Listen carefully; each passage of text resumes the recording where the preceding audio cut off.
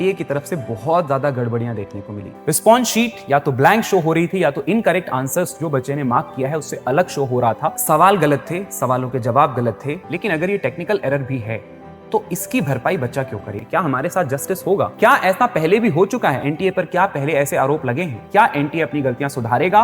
NTA पर same allegations लगे थे। करीब 9 सवालों में गलतियां थी 2 पेपर मिला के, और एनटीए ने उस पर कुछ भी रिस्पॉन्स नहीं दिया था। यूजीसी नेट जून 2025 साइकिल का जो एग्जाम हुआ उसमें एनटीए की तरफ से बहुत ज्यादा गड़बड़ियां देखने को मिली। गड़बड़ियां कुछ ये थी कि सवाल गलत थे, सवालों के जवाब गलत थे, और तो और बच्चों के रिस्पॉन्स शीट में आंसर्स भी बदल गए थे। बच्चों ने जो आंसर वहां पे टिक किए थे रिस्पॉन्स शीट में वो चेंज हो गए थे।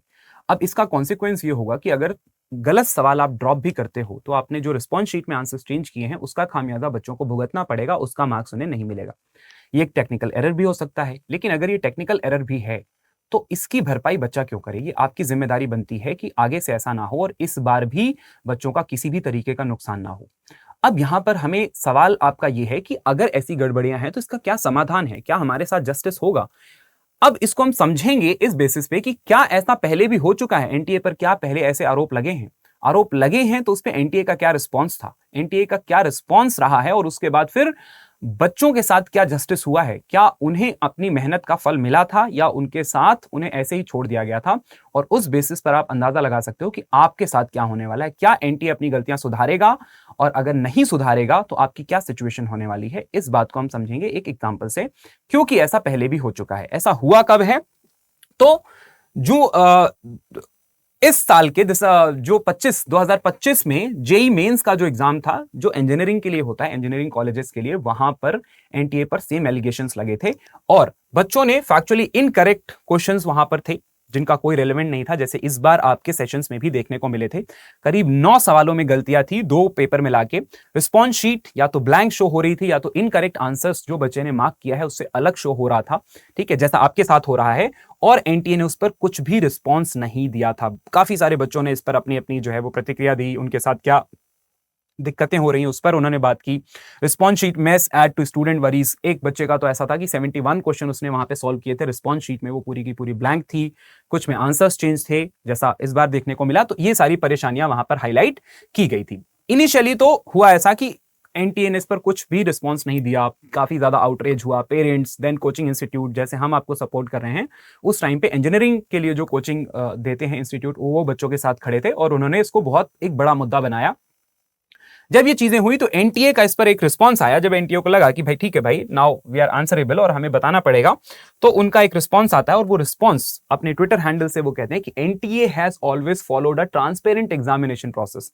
ओके, आप कहते हो तो मान लेते हैं, which allows candidate to view their recorded response as soon as the provisional answer keys are released। ठीक है, साथ ही साथ उन्होंने कहा कि NTA consider every challenge to the provisional answer key with utmost seriousness. मतलब कि एनटीए बहुत ही सीरियस इन सारी चीजों को लेता है। अगर कोई गलती होती है, प्रोविजनल आंसर की हम रिलीज करते हैं और बच्चा उसको चैलेंज कर सकता है, ऐसी लिबर्टी हम बच्चे को दे रहे हैं। दूसरा, वो कहते हैं कि द आंसर की challenge is a process The answer key challenge process is a key part of ensuring a fair and reliable system for all candidates. The purpose of answer key challenge process is to remove any anomaly and ensure fairness। तो वो कहते हैं कि भाई answer की challenge करने का जो हम आपको एक जो 2-3 दिन का विंडो देते हैं उसमें हम आपको एक मौका दे रहे होते हैं कि अगर कोई गलतियां हुई हैं तो हम उसको सुधार लेंगे। ठीक है, यहां तक सही है। दूसरा चीज यहां पर हमें एक चीज देखना है कि the final answer key have not been publish so far. For JEE Main Session 2, the score are determined only by the final answer key। तो यहां पर एनटीए ने यह कहा कि प्रोविजनल आंसर की के बेसिस पर अपने स्कोर्स को फाइनल मत मानो।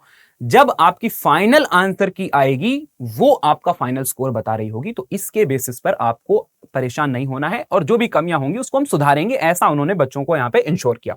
दूसरा, उन्होंने कहा drawing conclusion based on the provisional answer की इज नॉट डिजायरेबल। आपको प्रोविजनल आंसर की के बेसिस पे कोई भी कंक्लूजन नहीं निकालना है। प्रोविजनल आंसर की का मोटिव ही यही है कि गलतियों को सुधारा जाए। ठीक है, जो भी परेशानियां वहां पर हाईलाइट की गई थी उन्होंने इस पर बात की। उन्होंने साथ ही साथ ये भी कहा कि the answer keys uploaded are only provisional, the final answer keys have not yet been publish. ठीक है, कि अभी जो आंसर की अपलोड की गई ये सिर्फ प्रोविजनल है, इसके बेसिस पे अपने मार्क्स को फाइनलाइज मत करो। हम इसमें जो भी गलतियां होगी उसको सुधार के फाइनल आंसर की देंगे और उसके बाद ही आपको अपना फाइनल स्कोर कैलकुलेट करना है। यहां तक तो ये हो गई एक कहानी।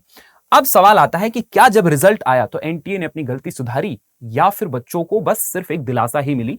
तो उसके बाद 16 अप्रैल को यह रिजल्ट आना था और फाइनली फिर 18 अप्रैल को यह रिजल्ट आता है बच्चों का, और उसके बाद उन्होंने यहां पर 2 क्वेश्चन ड्रॉप किए, जबकि डाउट यह था कि 8 या 9 सवालों में गलतियां थी, उन्होंने 2 क्वेश्चन यहां पे ड्रॉप किए।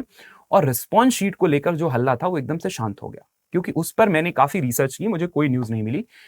कहने का मतलब यह है कि आपको यहां परेशान होने की जरूरत नहीं है। आपने वो मुद्दा हाईलाइट किया है, एनटीए तक वो पहुंचा है, हमने वहां पे पिटिशंस वगैरह भी भेजी हैं, मेल्स भेजे हैं, एनटीए की नजर में वो आ चुका है। उनकी जो भी परेशानियां हैं, आपने जो भी परेशानियां हाईलाइट की थी रिस्पॉन्स शीट से रिलेटेड, उसको वो ठीक कर देंगे, आपको पैनिक करने की जरूरत नहीं है। वो टेक्निकल एरर हो सकता है जो शायद एग्जामिनेशन सेंटर के पार्ट में हो, कि पहले आपने मान के चलो ऑप्शन बी किया हो, बाद में आपने ऑप्शन जो है वो सी सेलेक्ट किया हो और उस टाइम पे इंटरनेट स्लो रहा हो, या जो कुछ भी सिस्टम ने उस रिस्पॉन्स को रिकॉर्ड नहीं किया, पहले वाला ही रिकॉर्डेड रखा और आपके रिस्पॉन्स शीट में फिर वही आ गया, और देन यू फिर आपको याद है कि मैंने 3 सेलेक्ट किया था बाद में, पर ये अभी भी 2 ही दिखा रहा है। तो ऐसा हो सकता है, बट ये एनटीए को मतलब इस परेशानी को सुधारने की जो जिम्मेदारी है वो एनटीए की है। खैर, वापस अगर हम इस पे बात करें कि एनटीए ने फिर यहां पे किया क्या था, 9 सवाल की जगह 2 सवाल ही ड्रॉप किए थे, तो आपको कितने क्वेश्चन ड्रॉप होंगे ये एनटीए का अपना डिस्क्रिप्शन है। कहने का मतलब कोई ऐसा सवाल है जहां पर उन्हें लगता है कि हम इसको जस्टिफाई नहीं कर पाएंगे,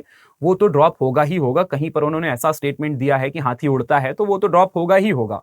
बट कोई भी ऐसा स्टेटमेंट, कोई भी ऐसा सवाल जो पार्शियली भी करेक्ट है या उसको वो किसी तरीके से जस्टिफाई कर सकते हैं, तो उसको वो ड्रॉप नहीं करेंगे। ये एनटीए का अब तक का रिकॉर्ड रहा है, उसको वो कहीं ना कहीं सही प्रूव कर देंगे, क्योंकि अगर वो एक पेपर में 8-8, 10-10, 20-20 सवाल अगर वो ड्रॉप कर देंगे तो वो उनकी क्रेडिबिलिटी पर सवाल है। तो जिन क्वेश्चन को वो सही प्रूव कर पाएंगे उनको वो सही प्रूव कर देंगे, जिसमें बहुत ही ज्यादा कुछ गलतियां हैं उसको वो ड्रॉप कर देंगे।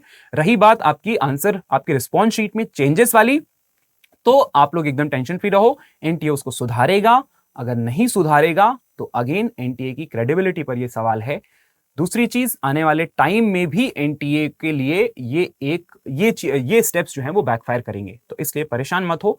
हाँ, जो क्वेश्चन ड्रॉप होंगे उसके आपको सबको मार्क्स मिलेंगे बराबर। जो आपकी रिस्पॉन्स शीट में गड़बड़ी है उसको सुधार दिया जाएगा। Let's wait for the answer key. आपका जो डाउट है कि सर प्रोविजनल आंसर की क्या दोबारा से आएगी अपडेटेड, तो दोबारा से नहीं आएगी, अब आपकी फाइनल आंसर की ही आएगी।